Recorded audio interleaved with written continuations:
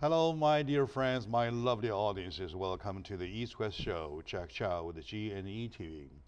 Today, to the honor of mine and to the honor of my whole team, I have my good friend, Honorable Kurt Hagman, here visiting us, sharing with us about his beautiful county of San Bernardino. Mr. Kurt Hagman had been the California legislator for 3 terms, for 6 years altogether, Assemblyman, 60th District. When stepping down by terming out, he took a job of course, highly voted for the county supervisor of San Bernardino. From that point on, an old project, been lying there for at least 20 years, been picked up and being warmed up and being dealt with the accuracies, and now it's becoming a reality. The airport of Ontario is in operation, and it's a big operation. And I last heard it was a week ago they started flying directly from San Bernardino, Ontario to Beijing, China. So that's a big congratulations. And for that, as a lead line, sir, you're welcome to the show. Thank you, Jack. Very good to be here again. And I have to correct you a little bit. We have flights that are going to mainland China right now, as far as their charters. But we have a lot of exciting new flights that come out for scheduled flights coming up at the beginning of the quarter of next year. So that's been our primary focus, is to be focused on the Asia market.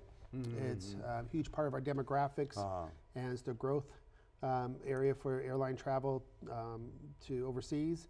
And we think we can offer a lot to the passengers that are tired of going to LAX. That's very crowded there. We're the only unrestricted airport. I mean, we can keep growing. LAX is restricted. They're at their cap of flights. John Wayne, Long Beach all have their different hours they can fly. Ontario International Airport can fly anytime, and we could grow as fast as we can. So we're in very good competition right now. Okay, for my audience references, I can testify that 34 years ago, when I first landed to LAX, I was it was a sweet and sour mixture. Number one, I was mesmerized by the structure and everything, the flyovers, the traffic, and the shape and everything, the passengers whatsoever. And on the other hand, a big sign that caught my eye says, "We're sorry. We apologize for the inconvenience this may cause. Hopefully the outcome of the future will repay," something like that. And that indicates that the airport was under construction. And then now, 34 years later, you see the same sign, maybe bigger, whatever, but the problem for 34 years, 1/3 of a century, has never been resolved. I don't think there's a project bigger than Hoover Dam. How long did it take for Hoover Dam to finish? Not that long, right? No. Not that long, anyway. Anyway, this is problem number one. Problem number two, they were at the time, why don't you bring a little background story in case my audience do not know the background story, so that they fail to recognize the significance? Sure. Please. Well, about 40 years ago, Ontario Airport was a airport designed in the mid-50s for the Cold War era. It had a national air base on it. About 40 years ago, Los Angeles Worldwide Airports decided to buy the airport and basically manage the airport from the city of Ontario.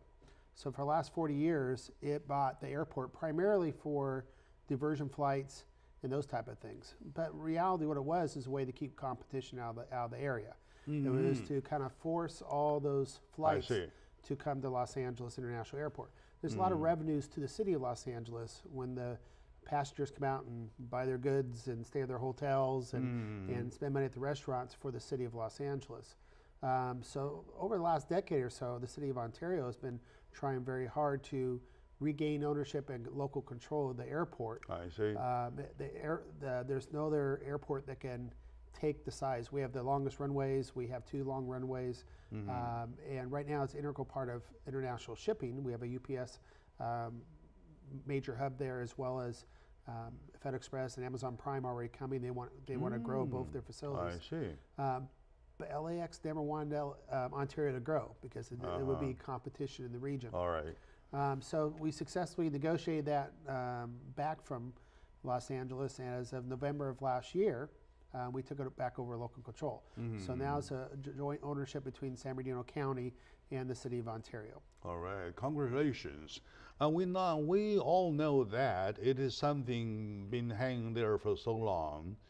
And in the old days, in my old days, if I get a call from a friend, say arriving in Los Angeles, so we always ask, you're flying in Burbank or flying John Wayne Airport or LAX, something. Now the whole thing is omitted. Everybody flies to LAX. However, LAX congested as they are, right? So there's no way things can go on. But the point is that, to my audience's knowledge, it is, I believe you understand this philosophy, it is the man on the job that makes the difference. I don't have a scratch your back, but I see the difference, right? And I talked with you before you took office that the ambition about doing it, and it becomes reality. Correct. So for that, I give you a big hand, and on behalf of my audiences, that's a thumb up situation. But things though, how come somebody in 40 years of efforts did not make anything, and you did it within as short as many time, right? Short time. So what is the key? Is there anything like I think it's all about relationships. Don't burn bridges. Ontario, the city of Los Angeles, Ontario, were battling out lawsuits. You're writing bad things about each other in the paper. But as a legislator, I represented both San Bernardino County and Los Angeles County. I see. So I was a third-party, neutral party to come in, and I had already established relationships. In other words, you started thinking about these two airports when you were at Assembly House. Correct. Well, that's 6 years. All right, good. So I had good relationships, and then secondly, try to find out where it could be a win-win situation for all. And it's hard sometimes because there's always winners and losers when a deal goes on. All right. But you can try to make it at least impacted on Los Angeles. And we had a great partner of Eric Garcetti, the mayor, who sat down with me and we worked it out. But now it's time for us to, we're a fastest growing area in the United States right now in the Inland Empire. By ourselves, we're one of the top 4 or 5 markets of actually, we're number 2 in the United States. If you look at the 10 million people surrounding our airport, our catchment area. So we're a very large airport that's been basically, what I found out, no one knows about. At least internationally, no one knows about. So at my visits, and I've been very aggressive going to Asia. Hold on a little bit over that, because I really want to squeeze the juice out of it. Right now, you're talking about politics. You're always talking about fighting. The braver the fighter is, the winner right? So in your case, when you were there at the Assembly House representing both of the fighting parties, you saw the chance that you can probably, when you step down, work things out, right? Correct. And then, when you approach them, these two parties, do they all buy you? They both knew me. They both liked me. They were kind of common on the outcome. Los Angeles knew they had to give back Ontario at some point. The previous mayor did not believe that. All right. And frankly, if you strictly look for the city of Los Angeles, you it's mean not Marigosa? Yes. It's not in the best interest of Los Angeles to give Ontario back, but it was the best for the region. For the region, for us to be strong, independent, and a functioning airport. So Mayor Garcetti saw that. Devil's in the details. There's a lot of negotiation. Took us about a year to negotiate the deal with all the attorneys involved and all the contracts and stuff. But we were able to get it successfully done. And it was working through the problems and being basically don't give up. But government tends to drag things out. And so I was literally driving to LA once or twice a week sometimes, visiting with the mayor's staff and kind of bugging them. Where we at here? Where we at here? You'll text them in the middle of the night. And luckily, him and his advisors were very open to it. The people is connection, is the mind, right? Yes. Okay, now the same thing points to the past, though. Why people didn't do it before you? Is it because the job was too difficult to do, is beyond their reach, or is it because they are lazy, they are sluggish, or whatsoever? I think it's a combination of things. One is the timing issue. Again, being self-interest that sometimes we are in government positions, I could think centric Chino Hills or San Bernardino County, or I could think region. So I think regional a lot for my partners in Riverside County. I think Mayor Villalgrosso thought strictly for the city of Los Angeles, and it's not in Los Angeles' best idea to give it out. Ontario's saying, look, you're losing money, we should get it for free. We gave it to you, you should give it back to us for free. Los Angeles is like, no, we put money into it way back when. You should pay us $500 million. And so they started off at 0 and 500 million, and they wouldn't sit down at the table and break that bread and to figure out what it really was valued at. It's not just a business deal, it's also government entities deal. We can't make money off each other. So it's laying out what it actually did cost. I think the final deal is like 65 million. Okay, and that's what LA put into it over the 40 years, or what they took out of their area with interest and other things that could have been up to that amount. So we finally worked out that number, but it's really trying to be empathetic. Even that 65 is over time. It's not a one lump sum. No, it was way over time, yeah. And it actually wasn't that much, but it was the diversion of resources from Los Angeles over a period of time that they wanted back. Okay. And it was a reasonable number. We agreed to it finally. But it's really sitting down and looking at the other person's point of view and perspective. My dear audience, that's very convincing. That's very convincing. In politics, you're talking about lip service, and you can do lip service forever. Yeah, you can be very, very good lip server, but to actually do something, change something, put something into reality, that's really, really something, not only the brain, but the skill, right? So stay with us. Today with me is, to my honor, to the honor of the whole team in EDI, is my good friend. We go back many, long time, 15, 16 something years. Honorable Kurt Hackman, the former Assemblyman from 60th District of California, currently the County Supervisor of San Bernardino. Let's take a very short moment now. When we come back, we'll still want to find out the philosophy, because what I feel so much in anxiety even to find out is that what is missing in this world. Stay with us, please.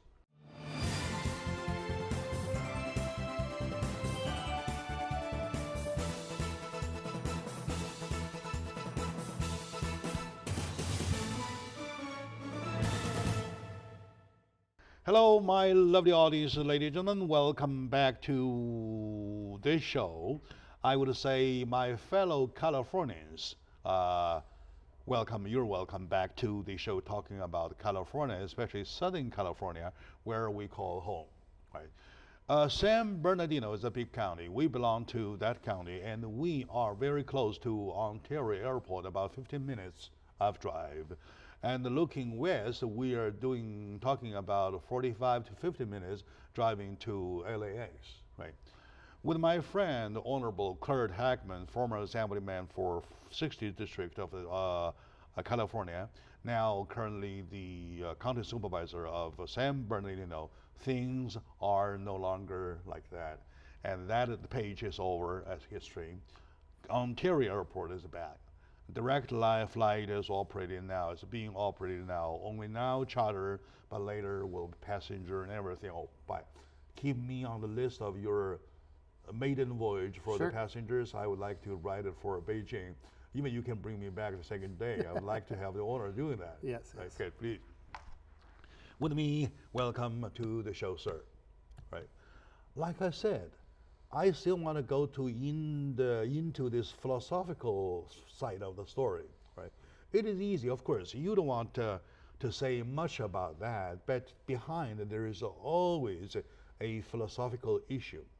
Now, you're talking about the interest of LAX, the interest of Ontario Airport itself, the interest of the county, and the interest of LA City, right? So it is either you winner, you loser, you winner or loser situation, right? And you made it in a win-win-win-win situation, right? And the key in it needs to be shared with people, right? By philosophy, especially at a time, for example, you're talking about Jack Ma with the Alibaba, right? Which explodes with money. And yet in the meantime, there must be losers. Losers are the small shop owners on the street. Correct. That's the storefront. They are closing like a landslide. Ooh, ooh, ooh. they're closing one after another almost overnight. Correct. Because they are losers. So they lost their job, their business to Jack Ma with his Alibaba. So now that as a trend being glorified almost every single day, my dear friend, please share with me my bitter part here. So now, how do you see these two as examples? So can that be turned into a win-win situation? Has it to be that bloody way? Using your example, I would really want to go to the philosophical area of this whole thing, please. Well, I think I'll back up a little bit. Sometimes government is in a silo, okay? The people who work in government is in a silo. You have staff that work their way up to directors after 20 or 30 years, become managers. And for the most part, government's not rewarded for doing things right. They're criticized or punished if they do something wrong. So it takes a lot of the risk taken out of government staff. Okay, they don't like to take risks because they don't get rewarded if something goes wrong. In the private sector, in the business world, if you're not taking risk and you're not reinventing yourself all the time, you will get eaten up by your competitor because they will be taking the risk. They will reinvent, become efficient, and do things. All right. So that philosophy, I have a business background. I sell my businesses that I bring to the political world. Exactly, yes. So one of the things I always try to do is work with the decision maker of an entity. So if I was a developer, for example, and I wanted to build something in Los Angeles, it's one thing to go to the counter, submit my plans, wait a month and see what happens and work my way through that process. Or I could contact the council member for that region and say, hey, what do you think of my project? If I'm asking for a zone change or something like that. It's much better to get that top person to sign off first because everybody underneath will know, hey, the boss likes it, so let's work with it. We could take a little more risk. We could take a little bit of, we're not gonna go through all this process and told, no, you can't go that way. All right. It's hard to do that. For my position, you know, I like that. I like my people in my district come to me and say, I got this idea. And I can say, well, that's not gonna work for this reason, which don't waste your time, or yeah, I like this, why don't you go ahead and pursue it. It still have to go through the regular process. There's no cutting corners or anything, but that sense of everybody being on the same page works. And then so for business, you always try to find out to make a deal is, what is it the other person needs? Government thinks, these are my rules. It's not, and so that's a different philosophy a little bit. If you can't make a deal unless you could give something what the other person needs. And sometimes it's financial, sometimes it's political when it comes to government, because we're all elected officials. If I'm an elected official that can provide more services to my residents and make me more popular, that's a good thing, even though I may lose money on the deal. So there's a lot of different ways to look at it. And I think keeping an open mind and being that perspective when you're trying to make a deal happen. And sometimes these things have different layers of government, different entities. And to try to keep track of all that is very difficult.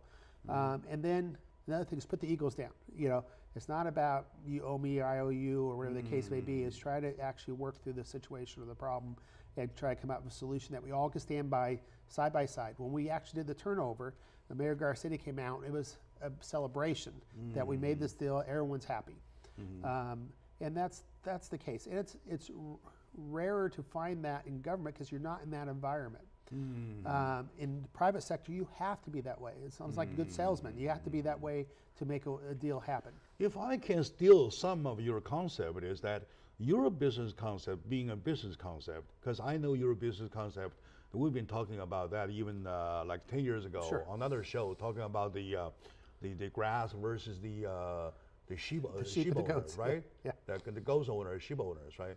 Those being your business philosophy though.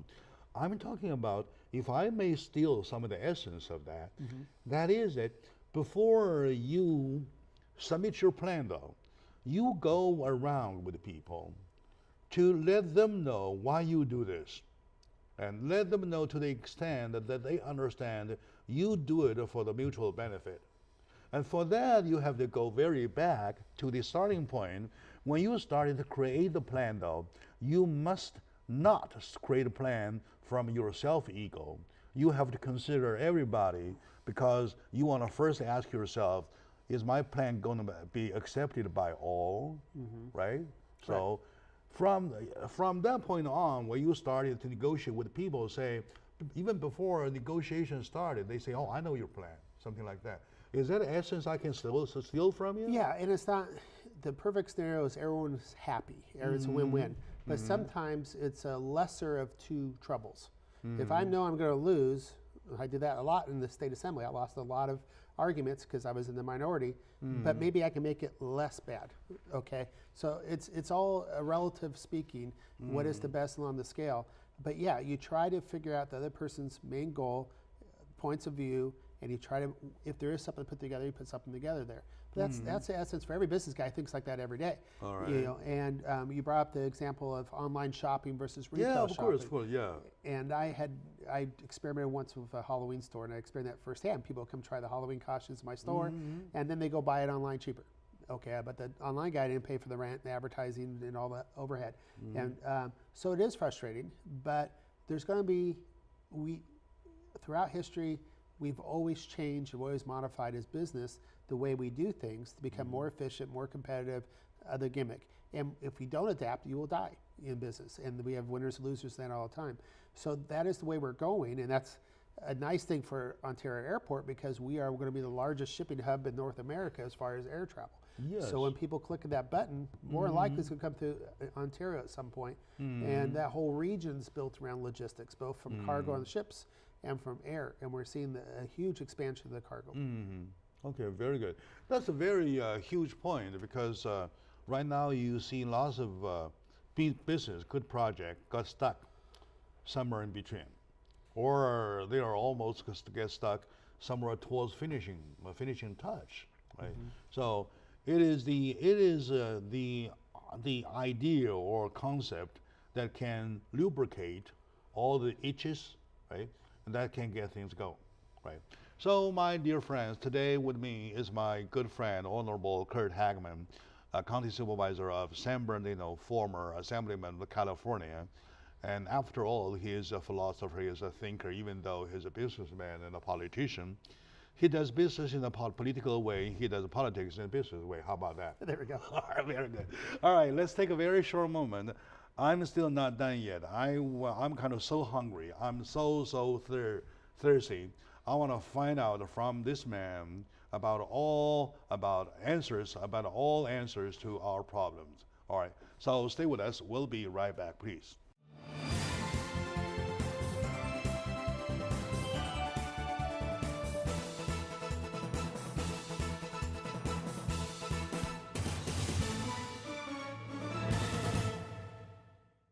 Hello, my lovely friends, my dear fellow Americans. I want to stretch it to cover whole nation, the whole nation, United States. We call country, we call our home, our homeland, our land of opportunity, land of dream, land of everything, land of reality. Right now, with my good friend, Honorable Kurt Hagman, former Assemblyman of California, and currently the County Supervisor of San Bernardino.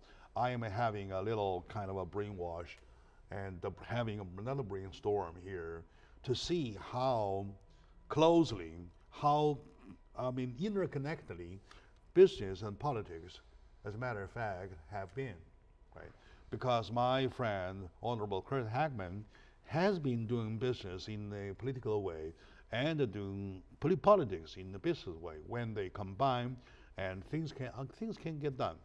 I still want to dig out about the philosophy because I found the value is profound. It is very rich in there, in the depth, right? Okay, now, look at the houses. Look at California. Back then in California, I believe still is you Republican in the majority, in the minority, right? And you as a minority leader, you're the chair of the Republican Party, and you're the chair on the floor, right? And you were the one known for the special ability of going across. To you, there is no line. There is one, right? Now, in between Los Angeles and San Bernardino, in LA City as a San Bernardino, or Ontario City, and also LAX and Ontario Airport, they're kind of black and white, right? And then you go in. Once again, there was no line for you. Now, I want to think a little higher. I'm more ambitious, right? So, up there at the federal, at the federal level, in the White House, I mean, in the, in Congress, for instance, Congress, you have 2 houses, you have 2 parties, right? You're talking about 4. Fighting is their job. Disagreeing is their job, right? It shouldn't be, but that's the case lately, yes. But if somebody, if the voters decide to put you there, okay, well, you can't refuse. If they all say, hey, put Kurt Hagman there. So do you think your principle or your philosophy can apply there, please? Well, I think, yeah, I've worked with... That's our biggest problem. With over a half of the California congressional delegation I used to work with in the State House. So I know a lot of good friends up there. And I know on both sides, and there's a lot of people who want to get things done. Every politician who gets elected usually wants to succeed and be successful in what they do. Most people don't go up there and say, I'm going to stop everything, and I'm just going to fight. The political climate's gotten so hard, especially with our voters. The purest of both sides will not be effective. The art of compromise, the art of making that deal, to use Trump's book, whatever, and I wish they would use that more there, because there is a huge amount of business that needs to happen with government, and hopefully most people don't even recognize it. We should be doing our job in the background, let people live their lives in a safe, productive community. Is it because they have a rejective mind? I think that the environment was so hostile prior to the last presidential election, and especially with President Trump, the way he's been out there not reaching across the aisle himself. It takes that leader to step in and try to do that. And because of some of the rhetoric that's been said, and there's a lot of polarizing views on different issues right now, it makes it difficult to get other things done. In reality, they've got hundreds of bills signed into law, but no one hears about those. We hear about the ones that are very contentious. I heard on the way out today, another one's going to be the immigration, the dreamers coming up. Yeah, the dreamer, the DACA. Yeah, these are a lot of very polarizing, heartfelt sides that will polarize even more. The best thing they could do is put those on the side for right now, have a couple good years of passing legislation or a good year of very pragmatic, right business things for the people. Let them know that, hey, we're trying to do our best for the majority of people. You're never going to keep everybody happy. Let time take care of it. And then get used to those things and then start working on the bigger details. And you may not be able to handle all of immigration at once. You may not be able to handle all of tax reform at once. You may not be able to handle all of medical reform once. These are huge issues. But every one of them, there's sides on both sides who agree with to fix some of it. I see. What's stopping them is the politics. On both sides of the aisle, they say Obamacare needs to be fixed. It's unsustainable. It will break. And I sit on, it's called IEHP, one of the 7th largest United States receiver of that money right now. Okay, it can't sustain. We all know that. Okay, there are some things to make it better. But instead of overturn, you can talk about details. You can fix those details. Not when you sit there and when the top of the area is saying, I have to repeal it. So the Democrats say repeal is bad. You try to do this, something happen. And the Republicans saying that's what we promised. There's a lot of things in between. Exactly. And if they would introduce a few things at once and clean up some of the prescriptions, some of the, some of the every time you do a major bill, you always find unintended consequences coming down. They need to be cleaned up first. You can still call it Obamacare, you can still call it Affordable Care Act, whatever. Who cares about the title, as long as it runs better? People will trust their elected officials if they're seeing they're trying to go in the right direction. They may not get everything they want, but if they're working toward it, and I think that trust needs to build up, but I don't see it there right now. My God, what a strong philosophy. What a strong philosophy. We keep saying that, oh yeah, you want to overturn it, you don't have a plan, right? They are overturning for the purpose of overturning. If they would sit down to get the problem, the holes fixed, things could be better. And on the Democratic side, or they using that as a excuse. The rebound is that, okay, well, go ahead and overturn it. And they are not spending any efforts on fixing it. No. So it wastes everybody's time and efforts. Yes, and the residents or the people of the United States are tired of the political games. They want stuff done. There's a lot of stuff that goes on in California that I don't agree with. Okay, it's a very progressive state. Sometimes the goals are set way out of proportion, but even to say that, they are moving things forward. Okay, again, a lot of ways I don't like. Yeah, things could be done even in California. Yes, right? And so right now the Republicans have control of all 3 houses. They should be moving the thing forward. Not that they're going to get everyone to please, because they're not. You can never please everybody. There's different philosophies in life, and people feel the government should play different roles. But for not doing anything, it's really bad on them. They have this time period for 2 years. If they don't, I think the voters will reject those. The dog fight will kill us eventually. Yeah. Right. Kill the system. Using yourself as a good example, that even in the state when Democrats when Democrat nominates, when Republicans are a minority party, you still walk out of your term, out of your service, glorified by both parties, right? That is exactly a vivid example that things could be done by a non-partisanship or even a non-partisanship we got a lot done, but I never took anything personal. I never attacked me personally, and I was very upfront. Hey, we have different philosophies on this, but understand the goal. Again, go back to our previous segment. What is the other person's need or want or desire? Sometimes you could agree with it or not. Sometimes you don't agree with the path that goes to there. But if you understand what that is, then it makes it easier to try to get to the best deal you can, even if you're not happy with that deal. All right, very good, very good. My dear friends, my lovely audience, as I'd say, the good news for Ontario Airport, servicing direct flight from Ontario to Beijing, is really something to get excited with. However, if I want to chew on the success or the excitement of that news, though, I can go forever. But I'd rather now suck into the depth about why people can do that. Why that for 40 years, something there never been done, never could be done, has to get done. So, and that could be something that we want to pre-liberate. Right? We want people all copy. So with me today is my friend, Honorable Kurt Hackman, former Assemblyman of California, the current county supervisor of San Bernardino. We're sharing his beautiful set of mind, also his technique of dealing with the politics versus business. Stay with us, please.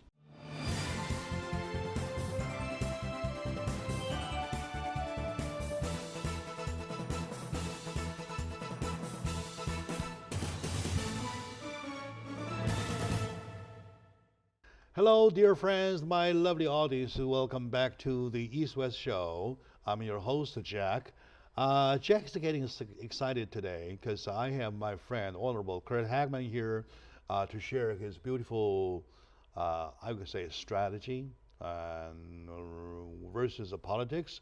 And he is the current supervisor for County of Los Angeles, County of San Bernardino. Los Angeles too small, I guess. Former Assemblyman of California, 6th District. What we're talking now is the news of San Bernardino, Ontario Airport putting into service direct flight to Beijing, China. And so now they're doing the charter and later will be passenger, right? So, and it's gonna go only bigger and bigger and bigger.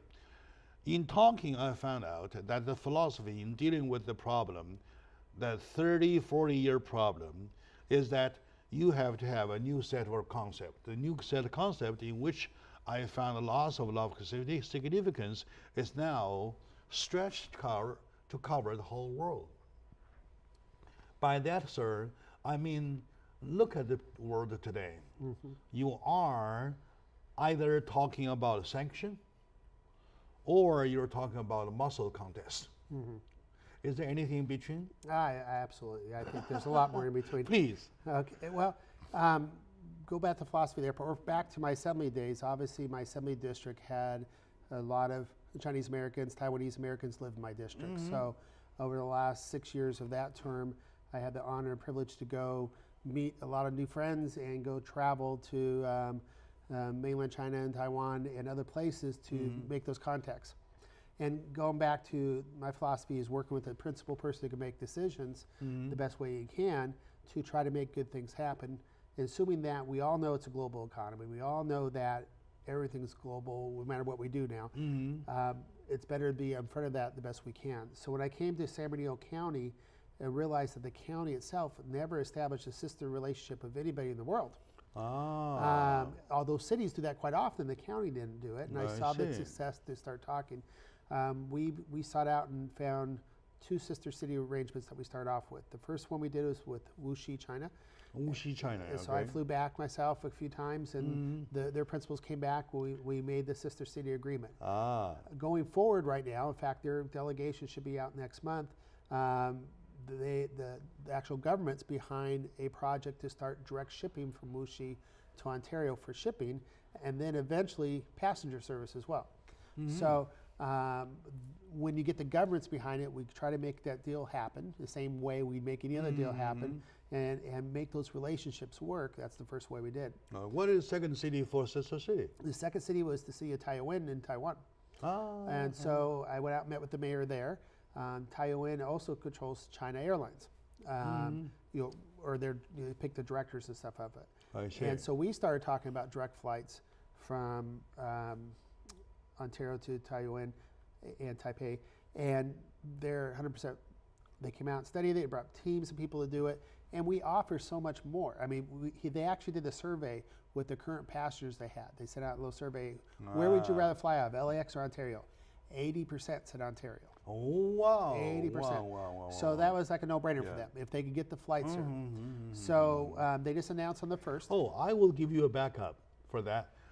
You look at the geographical map, you will find the new immigrants, mostly from Taiwan, some from mainland China, they kind of reside in that area. They buy land, they buy houses, they settle in that area. Roland High or Hacienda or Diamond San Bar, Gabriel Valley all those San Gabriel, all the way to Walnut, Chino Hills, all the way that area. Yes. Right? So Yeah, so the demographics fit our airport. And so, once they found the survey out, and that's been my job on my trips when I go overseas, is here's the numbers. It's homework, right? Here's the zip codes where your passengers are buying from, and they're closer to my airport than your airport. But no one knew where Ontario was. Literally, I have to say, here's on the map. We're equal distance from downtown LA than LAX is, and we're much easier, and we have more logistics built in. So we have 4 freeways surrounding us. We're easier to get to. The passengers will like it. So that's been kind of the salesman job of going down to Ontario. And China Eastern announced on September 1st that they are studying. They want to start flights hopefully beginning quarter next year. Now it's my job to be able to receive those flights. I have a big enough airport. The runways are great. I have terminals that are not set up for the 777s and the big Boeing or Airbus models. So we have to remodel a part of our terminal to accept, call them wide bodies. By December 1st. I'm hoping by January 1st, yes. By January 1st. Yes, so it's anywhere between 20 million and 40 million investment to be able to handle the wide body airplanes. I see. In a proper way. Right now, we go walking down the stairs and all that kind of stuff, but who wants to do that? That's not very good. Okay. So we're trying to coordinate that timing with them to start the first flights. So as soon as we get a schedule, that's when they'll schedule us in. The bigger airplanes require bigger infrastructure. That's a lot of investment to get one flight, but we know that the international flights drive domestic travel.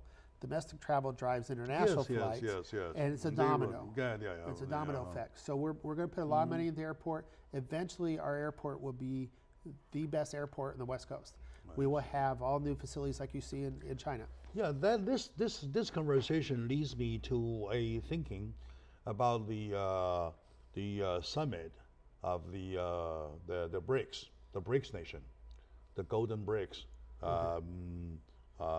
Brazil, Russia, India, China, and South Africa, right? So, which is going on now? Probably they end up already. But the concept, lots of people in reading the concept, they probably take a wrong route, thinking about this is a muscle show or something. But apply that to your philosophy. It's a kind of a trying to make everybody win-win. How do you take that? Yeah, well, I think it is. For us, we know that people know where Los Angeles is. Around the world, people know where Los Angeles, LAX is. But they don't realize they have a secondary choice. It's like in Beijing, they're building a second airport. In Shanghai, they have 2 airports. And the region's large enough to handle that kind of traffic to have 2. So we're not taking away what LAX has. Those who want to travel there is okay. I see. But we're able to go to other cities. And we are looking forward to the expanded cargo and maybe secondary Asian cities. For example, between China and the United States, they have a cap of capital cities, they call them, how many flights per day. I believe it's 150 flights per day. So Beijing can fly to Los Angeles and New York and Houston only so many times per day. They can't add any more flights. They're capped. Okay, so if Tianjin or Nanjing wants to fly, they can't get into to Los Angeles because there's a cap. But they can get on Ontario, which is the other side of Los Angeles Basin. Good. And so there's a whole other market that I wouldn't call them secondary cities. These secondary cities are much larger than Los Angeles, but that we could bring into. So we're going to give people more choices.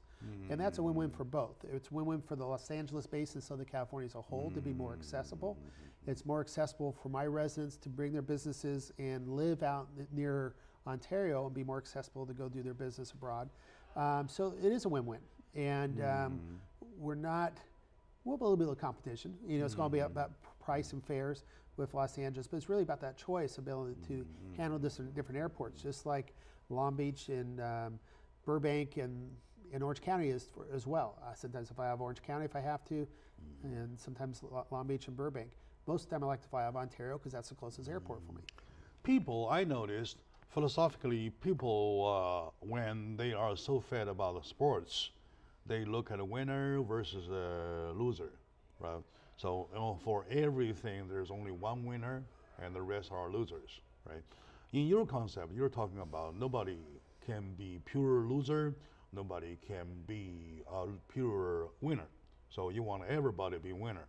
So do you think that's something that could be glorified and could be at least promoted, please? Yeah, absolutely. I mean, have you ever been to a mall where they have 10 clothing stores in the same area, or you go shop for a new car and you see 10 dealerships around? Yes. Why is it direct across street competitors? Every time I go to Lowe's, there's a Home Depot not too far away. It actually brings more people. They figured out you're not just servicing the little group around you, but to be that large of a congestion of one type of product, it brings people from all over the region. So that's what we believe having 2 strong airports in the Southern California Basin will do.